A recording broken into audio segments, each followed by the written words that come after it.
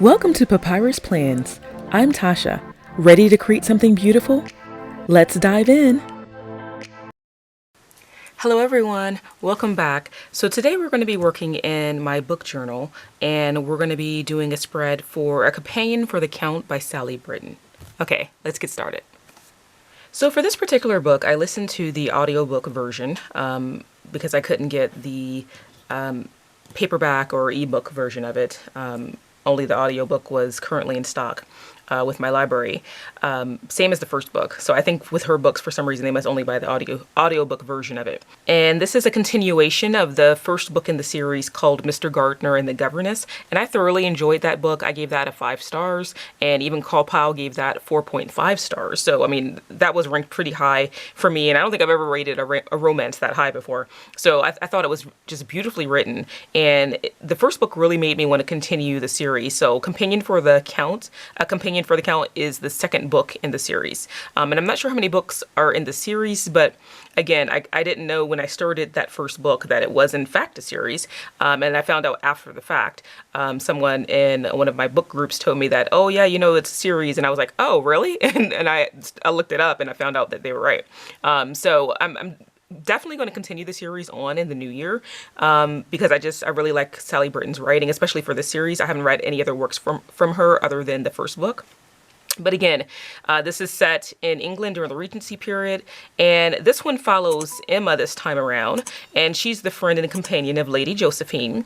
Lady Josephine is the daughter of the Duke of Mumford, and Luca is another character that's introduced in this book who is an Italian count, and he's an ambassador to England.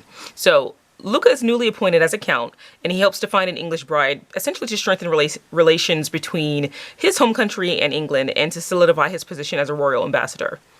Emma is a devoted companion to the Duke's eldest daughter, Lady Josephine. Josephine worries that the count intends to court her as many other titled gentlemen have done before him. However, she insists that she is not yet ready to marry. And Emma has basically spent a decade living with the Duke and his family as his ward and feels fiercely loyal to the family. So she readily agrees to her friend's request to keep any and all suitors at bay. With the two women's creativity, Emma believes she can easily keep the Count entertained long enough to distract him from any romantic overtures he intends to make toward her friend, Lady Josephine. Emma consistently disrupts the Count's plans to win Lady Josephine's affections with her presence, but over time, their shared moments deepen into a genuine connection, and Luca realizes he doesn't actually mind Emma's interferences. However, this complicates things because Luca thinks that Emma is just merely a companion to a lady, and Emma feels guilty for developing feelings for one of her friend's suitors. So that's kind of the crux of the story and how everything kind of starts and begins to unfold.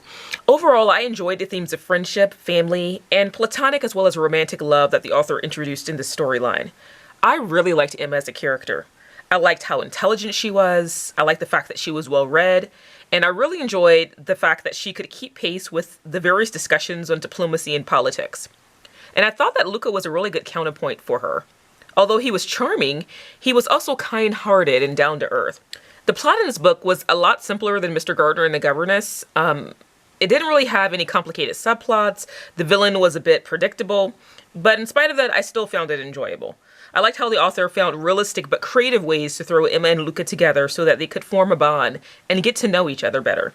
I also loved how the characters from the prior story make brief appearances despite this novel being centered around Emma. All in all, I think the narrator did an excellent job with the voices of both the male and female characters, just like she did in the first version of the book, and I was captivated from beginning to end. Although I admittedly loved the first installment significantly more, I will say that I still did enjoy the second book enough to continue the series, and that's what I plan to do in the new year. Okay, so here's my final entry for A Companion for the Count by Sally Britton.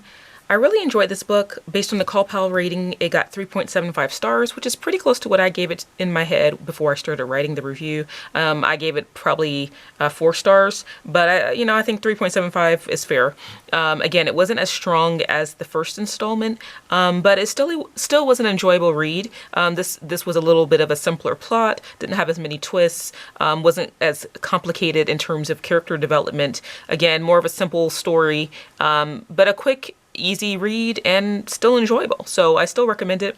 This was a really nice continuation, and I really loved how Sally brought in some of the previous characters from book 1 into this book too, and I hope she continues to do that with the rest of the books in the series. Okay, that's going to be it for me. Let me know if you've read this book or if you're going to add it to your to be read pile. All right, talk to you later. Bye.